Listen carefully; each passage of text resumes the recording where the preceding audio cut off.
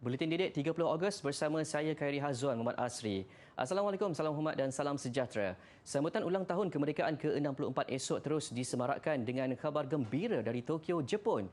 Ia selepas pingat perak diraih atlet powerlifting Paralimpik negara Jong Yi-ki bagi kategori 107 kg pada kejohanan Sukan Paralimpik Tokyo 2020.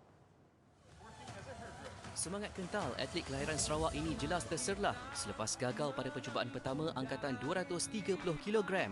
Yiki berjaya melakukan angkatan 237 kg pada percubaan kedua. Dia kemudian cuba melakukan angkatan 245 kg pada percubaan ketiga namun tidak berhasil. Begitupun catatan keduanya sudah cukup mengesahkan pingat perak milik Malaysia. Pemegang rekod dunia Sotnom Pilje Enkhbayar dari Mongolia menangi emas dengan angkatan 245 kg yang juga rekod baru Temasya. Manakala atlet Iran Saman Razi meraih gangsa menerusi bebanan 231 kg.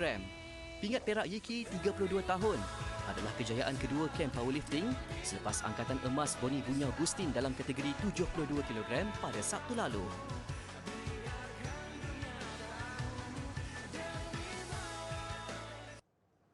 Kementerian Pendidikan KPM melaksanakan program pemerkasaan pelaksanaan kurikulum Perkasaku bagi menangani masalah pembelajaran murid-murid yang terkesan akibat pandemik COVID-19.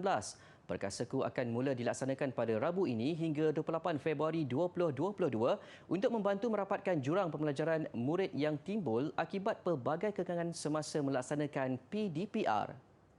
Tadi saya ada menyebutkan menurut pengarah bahagian pembangunan ko-kurikulum KPM Azman Adnan, pemerkasaan pelaksanaan kurikulum itu meliputi murid tahun 1 hingga tingkatan 5 mengikut pelaksanaan 4 objektif Catch-up Plan CUP. Antaranya meningkatkan penguasaan murid bagi kandungan kurikulum tahun semasa secara optimum, menyediakan sokongan kurikulum kepada guru bagi melaksanakannya dalam apa juga mekanisme serta memastikan murid bersedia mengikuti kurikulum berkenaan.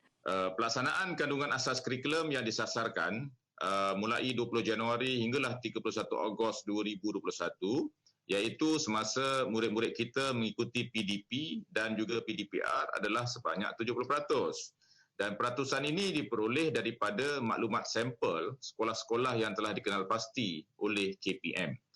Sehubungan dengan itu, mulai 1 September 2021, KPM mencadangkan supaya semua sekolah dapat mengenal pasti peratus pelaksanaan kandungan asas kurikulum yang telah dilaksanakan bagi setiap mata pelajaran dalam tempoh 20 Januari sehinggalah 31 Ogos.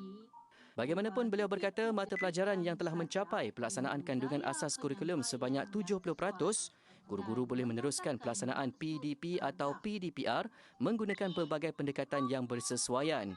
Menerusi program Perkasaku, KPM turut menyediakan bahan sokongan pengukuhan dan penggayaan yang boleh digunakan sebagai bahan PDP, di mana ia disediakan untuk semua mata pelajaran sekolah rendah dan sekolah menengah di pelantar D5.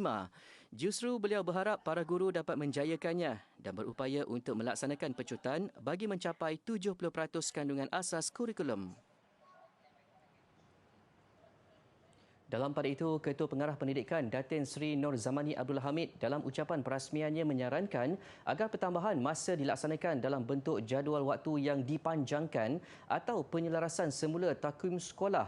Ia dilakukan bagi memberi peluang kepada murid-murid untuk memperoleh kandungan asas yang diperlukan dalam pembelajaran mereka.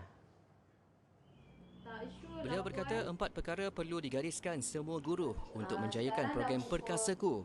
Pertama, strategi pengukuhan dan penggayaan yang bertujuan untuk merapatkan jurang pembelajaran yang timbul akibat pelbagai kekangan sewaktu melaksanakan PDPR.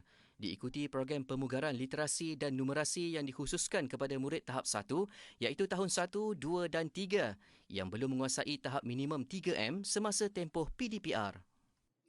KPM benar-benar menyarankan agar semua guru memahami sepenuhnya program Perkasaku yang dirangka dan dibangunkan ini sebagai pemangkin dalam meningkatkan pendidikan berkualiti bagi setiap murid. Komitmen dan sokongan padu semua pihak dalam menjayakan misi KPM ini adalah sangat diharapkan bagi memastikan kejayaan pendidikan setiap murid menjadi milik kita bersama. Aspek ketiga yang digariskan beliau adalah memastikan pentaksiran bilik darjah dilaksanakan dan diteruskan bagi memastikan tahap keupayaan dan penguasaan pembelajaran murid sentiasa ditaksir, direkod dan dipantau. Manakala yang terakhir, mewujudkan sistem penyimpanan bahan pengajaran dan pembelajaran bagi mengurus, menyimpan dan menyediakan akses kepada bahan dalam bentuk digital. Bahan sumber khusus untuk sekolah rendah dan menengah telah dimuat naik di Pelantar Delima dan para guru, ibu bapa dan pelajar boleh mengakses bahan ini pada bila-bila masa dan di mana saja. Seramai 31 menteri dan 37 timbalan menteri selesai mengangkat sumpah jawatan di hadapan Yang di-Pertuan Agong Al-Sultan Abdullah Riayatuddin Al-Mustafa Billah Shah petang tadi. Istiadat pengurniaan surat cara pelantikan dan istiadat mengangkat sumpah jawatan dan setia serta sumpah simpan rahsia yang mengambil tempat di Istana Negara itu bagi mengisi barisan jemaah menteri yang baru di bawah pentadbiran Perdana Menteri Datuk Seri Ismail Sabri Yaakob. Istiadat di Balairung Seri Istana Negara ini turut dihadiri Raja Pemaisuri Agong Tunku Azizah Aminah Maimunah Iskandariah. Istiadat dimulakan dengan Datuk Paduka Maharajalela Datuk Azwan Effendi Zairakith Naini mengumumkan pembukaan istiadat. Mendahului senarai, 5 Menteri Kanan yang mewakili pelbagai portfolio penting menerima surat cara pelantikan dan melafaz ikrar. Saya Muhammad Azmin bin Ali, Syamuddin bin Hussein, Itu Zafrul bin Abdul Aziz. saya Fadilah bin Yusuf, Saya Muhammad Razi bin Muhammad Idin. saya Wikasyong, saya Sarwanan Murugan, setelah dilantik memegang jawatan seorang anggota jemaah menteri Setelah dilantik memegang jawatan seorang anggota jemaah menteri dengan sesungguhnya bersumpah dengan sesungguhnya bersumpah bahawa saya akan dengan jujur menunaikan kewajipan-kewajipan jawatan itu Ia disusuli dengan menandatangani dokumen rasmi pelantikan yang turut disaksikan Ketua Hakim Negara Tun Tengku Maimun Tuan Mat dan Ketua Setiausaha Negara Tan Sri Muhammad Zuki Ali. Sejurus kumpulan terakhir Timbalan Menteri selesai mengangkat sumpah, istiadat diteruskan dengan bacaan doa oleh Mufti Wilayah Persekutuan Datuk Dr. Luqman Abdullah.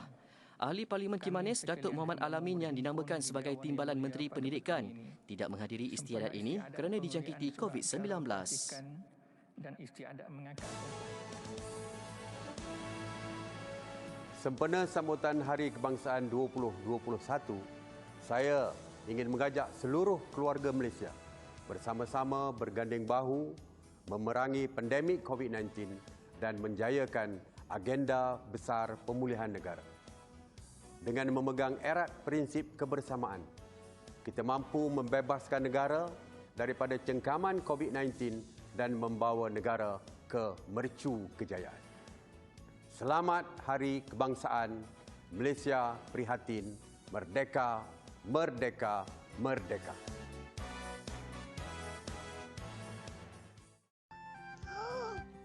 Alhamdulillah, syukuri nikmat anugerahmu ya Allah, tidak terkira.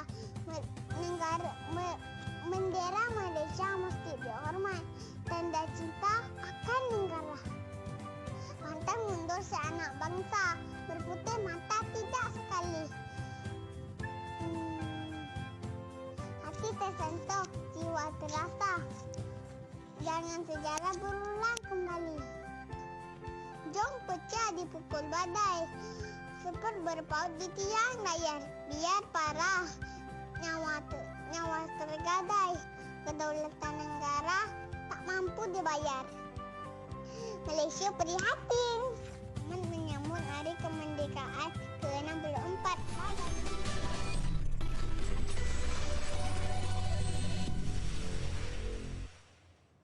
Kembali di Buletin Didik. Menjelang sambutan Hari Kebangsaan esok, pelbagai aktiviti dilakukan bagi menzahirkan rasa cinta kepada negara. Tidak terkecuali 3 kanak-kanak ini yang teruja menghias basikal mereka dengan puluhan bendera bagi memeriahkan lagi sambutan. Malah mereka berbangga mengayuh basikal mengelilingi sekitar taman perumahan sambil mengibarkan jalur gemilang. Hafiz Iskandar Muhammad Kamar 6 tahun, Intan Nur Izzati Muhammad Kamar 5 tahun dan Nur Anissa Syafiah Muhammad Aizamuddin 5 tahun menghias basikal bagi memenuhi aktiviti yang dianjurkan tadikanya di Puncak Iskandar Seri Iskandar Perak. Menurut Ibu Intan Nur Aini Ahmad Bakri, anak-anaknya sangat gembira dan bersemangat menyambut Hari Kebangsaan. PKP ni duduk rumah tak ada buat apa, bagi dia orang ada program sikit untuk menerapkan semangat kemerdekaan dia, nak ajar dia bagi dia tahu sikit. Dia turut membuat baju yang bertemakan jalur gemilang bagi menceriakan anak-anaknya yang sudah lama tidak ke sekolah. Dan lebih 50 helai jalur gemilang digunakan untuk menghias ketiga-tiga basikal berkenaan. Sementara itu, di Johor Bahru, lebih 6,000 penduduk projek perumahan rakyat PPR Kempas Permai mengenakan gotong royong memasang jalur gemilang di semua 7 blok PPR berkenaan. Meskipun tiada sambutan rasmi bagi meraikan Hari Bersejarah esok, ia tidak melunturkan semangat penduduk untuk mengibarkan jalur gemilang. Penduduk pelbagai bangsa dan agama sama-sama turun padang demi mengibarkan jalur gemilang pelbagai saiz tanda sayangkan tanah air. Masing-masing bersemangat untuk meraikan bulan kemerdekaan yang secara tidak langsung dapat menyatu padukan penduduk PPR. Kita mengadakan majlis gotong royong secara besar-besaran. Selain daripada pembersihan kawasan, kita menaikkan bendera. Jadi pada ketika itu memang semangat semarak kemerdekaan tu amat terasa. Sebenarnya semangat kemerdekaan ni memang tersemat dari dulu, kini dan selamanya kan. Kalau sebelum ni PPR kita akan buat kemeriahan yang sangat gilang-gemilang dengan dekat sana kita akan ada wayang pacak dengan countdown itu kan. Lepas tu sekarang ni bila PKP masing-masing dah tak ada semangat, tapi walaupun macam tu kita dekat blok B ni memang semangat dia tak pernah padam. Memang dia akan adakan pemotoran, bawa bendera. Sini pun tak tahu dengan anak-anak bawa basikal, pasang bendera, pertandingan, macam-macam lah. Tapi sekarang dah PKP kan tak boleh buat apa. Jawatan kuasa penduduk turut mengambil inisiatif membantu penduduk yang terjejas akibat COVID-19 menerusi bantuan food bank yang disediakan di PPR berkenaan. Ini pula aksi Superwoman terbang sambil mengibarkan jalur gemilang. Kreativiti itu ditampilkan pengguna TikTok seiring semangat patriotik Hari Kemerdekaan. Dalam gurauan, mesej anak Malaysia tetap terpahat tatkala menjelang detik 31 Ogos. Sayang anak Malaysia, sayang anak Malaysia, sayang anak Malaysia, sayang anak Malaysia.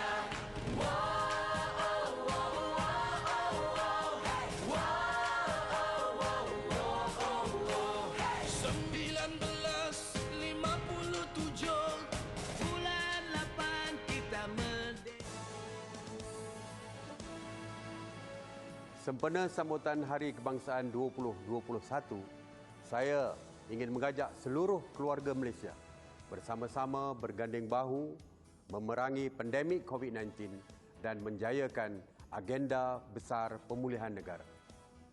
Dengan memegang erat prinsip kebersamaan, kita mampu membebaskan negara daripada cengkaman COVID-19 dan membawa negara ke mercu kejayaan. Selamat Hari Kebangsaan. Malaysia prihatin. Merdeka, merdeka, merdeka.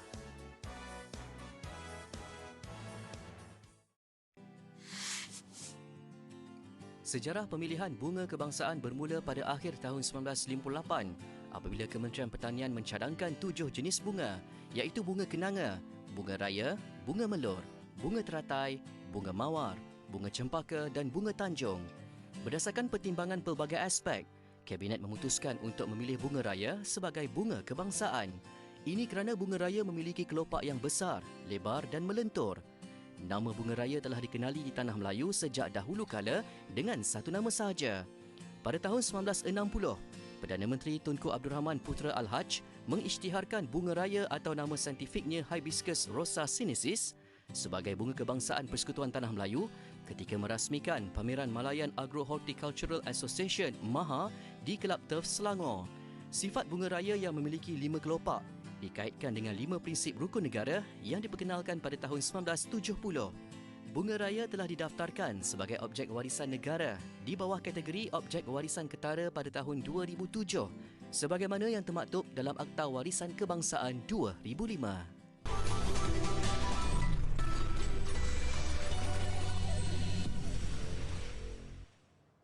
Lembaga Hasil Dalam Negeri LHDN menyumbangkan 4,555 bakul makanan di bawah program CSR Hasil Prihatin sepanjang tempoh pandemik COVID-19. Di Selangor sahaja, hampir 500 bakul makanan diedarkan untuk mengurangkan bebanan penduduk terutamanya jatuh di bawah kategori B40. Menurut Pengarah Negeri LHDN Selangor, Kamarudin Hashim, bakul makanan ini diedarkan bersempena sambutan Hari Kemerdekaan ke-64 yang bertemakan Malaysia Prihatin, Hasil Prihatin. Sebenarnya kita nak menyemarakkan sikitlah semangat kenegaraan. So dengan sedikit sumbangan daripada lembaga hasil yang mana publik pun tahu kita ni adalah penyumbang kepada cukai langsung. Kita kutip cukai dan kita kembalikan kepada rakyat lah. Bakul makanan yang diberikan mengandungi barangan keperluan harian rumah yang mampu menampung keperluan penduduk terjejas akibat pandemik COVID-19. Penerima membabitkan individu sekitar daerah Kelang, Kuala Selangor dan Kuala Langat. Dapat meringankan sikit beban pada penduduk kampung Sungai Udang yang mana yang terjejas.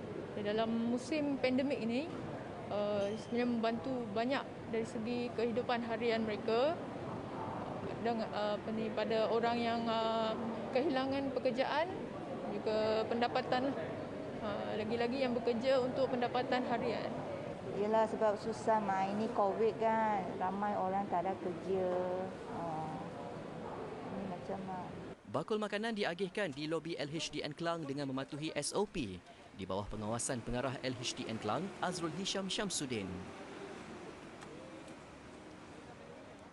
Baik, kemampuan dan kemahiran bertutur dalam pelbagai bahasa terutamanya bagi golongan belia bukanlah suatu perkara yang asing dalam era serba moden ini. Begitu juga sebaliknya apabila pelajar dari luar negara mampu berkomunikasi dengan baik menggunakan bahasa Melayu. Ia dikongsi oleh Dewan Bahasa Pustaka menerusi rancangan Luar Jendela Sekolah Ninja. Rancangan secara dalam talian itu menceritakan tentang 5 pelajar Universiti Bahasa Asing Tokyo, Jepun dan minat mereka mempelajari bahasa Melayu sebagai bahasa pilihan di universiti masing-masing. Setelah hampir 3 bulan mempelajari bahasa Melayu, mereka tampak selesa dan fasih berkomunikasi menggunakan bahasa kebangsaan. Menurut Mizanah atau nama Jepunnya Minamoni Zuma, minat terhadap sejarah dunia khususnya Asia Tenggara mendorongnya memilih untuk mempelajari bahasa Melayu. Semasa berada di universiti, saya pun sangat suka kelas bahasa Melayu kerana saya boleh belajar tentang agama macam Islam. Di Jepun, kami tidak ada banyak chance untuk belajar tentang agama, jadi sangat menarik dan berharga bagi saya. Contohnya ada Ramadan. Di Jepun tidak ada budaya macam ini dan hari raya sangat menarik bagi saya. Selain itu, Mizanah turut meminati negara Perancis kerana sejarahnya yang menarik serta bangunannya yang cantik. Bagi Shalinah atau Shu Suda pula, mempelajari budaya dan bahasa lain merupakan minatnya sejak kecil. Sekarang saya sangat suka kelas bahasa Melayu. Ini pasti kerana saya dapat mempelajari cara berfikir, pandangan berbeza atau cara menilai sesuatu yang berbeza. Dalam pada itu, cara pengajaran dan pembelajaran kelas bahasa Melayu di universiti menarik minat Razak atau Ryotaro Yuzawa. Saya boleh faham cerita dengan baik selepas kelas. Itu pun suatu perkara yang sangat seronok. Saya paling suka belajar bahasa asing, contohnya bahasa Melayu dan bahasa Perancis. Kerana saya boleh belajar bukan sahaja bahasa tetapi saya boleh belajar budaya dalam kelas. Kami guna buku Masom dalam kelas bahasa Melayu dan saya sangat menarik baca buku itu. Tambah mereka, kelas tersebut mempunyai 5 sesi seminggu termasuk kelas tata bahasa dan membaca. Ia sedikit sebanyak membantu mereka membiasakan diri dengan bahasa tersebut. sekaligus menarik minat mereka mendalami budaya masyarakat Malaysia.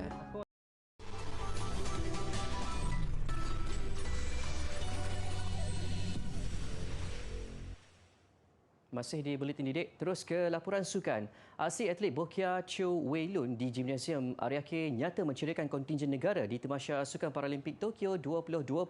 Wei Lun mara ke suku akhir selepas mencatat kemenangan ketiga berturut-turut selaku juara kumpulan B. Kejayaan mengalahkan dua peserta pilihan Witsanu Huat Pradit dari Thailand dan wakil Korea Selatan Jung Sun Jun semalam nyata menyemarakkan semangat Cho Wei Lun pada aksi terakhir kumpulan B menentang Katerina Kurinova dari Republik Czech. Menguasai set pertama dengan kemenangan 4-0, Wei Lun sukar disaingi Kurinova apabila atlet kelahiran Johor ini menang dua set berikutnya 1-0 dan 3-0. Wei Lun 26 tahun melengkapkan set keempat dengan kemenangan 3-0 untuk mata keseluruhan 11-0. Pada suku akhir esok, Wei Lun akan menentang atlet Cina Zhang Yi.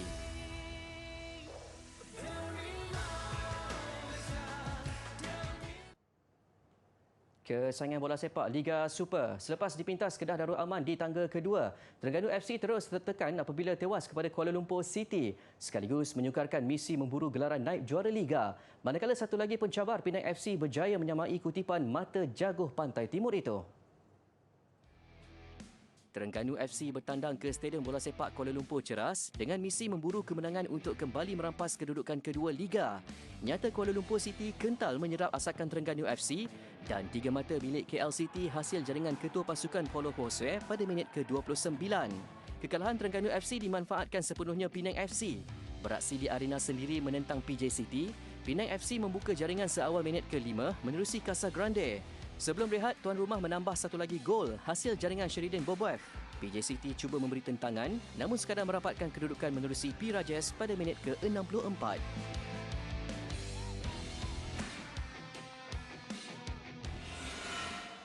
Sementara itu, dalam aksi tunggal Liga Perdana, Terengganu FC 2 turut mengalami kekalahan. Berdepan JDT 2 di arena lawan, TFC 2 terlebih dahulu mengejutkan lawan menerusi jaringan Jordan Mintah pada lewat babak pertama. Selepas rehat, tuan rumah tidak menunggu lama menyamakan kedudukan pada minit ke-52 hasil jaringan Muhammad Rafi Fikri Muhammad Rosman. 10 minit kemudian giliran JDT 2 di depan menerusi sepakan penalti Fernando Rodriguez. K. Hiroshi mengukuhkan kedudukan tuan rumah untuk kedudukan 3-1 pada minit ke-78. Belum mahu mengalah, TFC 2 bangkit memburu gol penyamaan namun hanya berupaya merapatkan kedudukan melalui Masaki Watanabe pada masa kecederaan.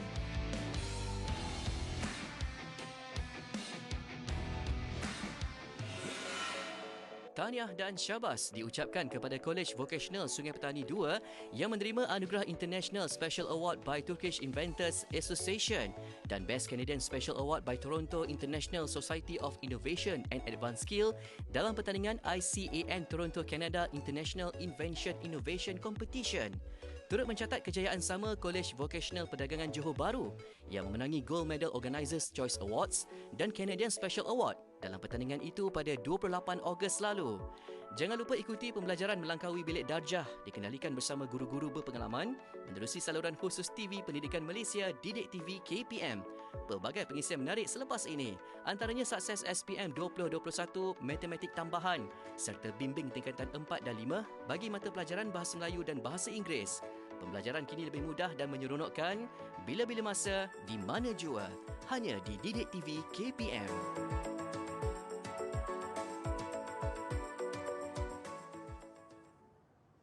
Terus merayakan Hari Kemerdekaan Malaysia ke-64 esok. Istiadat mengangkat sumpah jawatan Menteri Kabinet di Istana Negara mengakhiri Buletin Didik malam ini. Saya Khairi Hazwan Muhammad Asri. Salam hormat dan Assalamualaikum.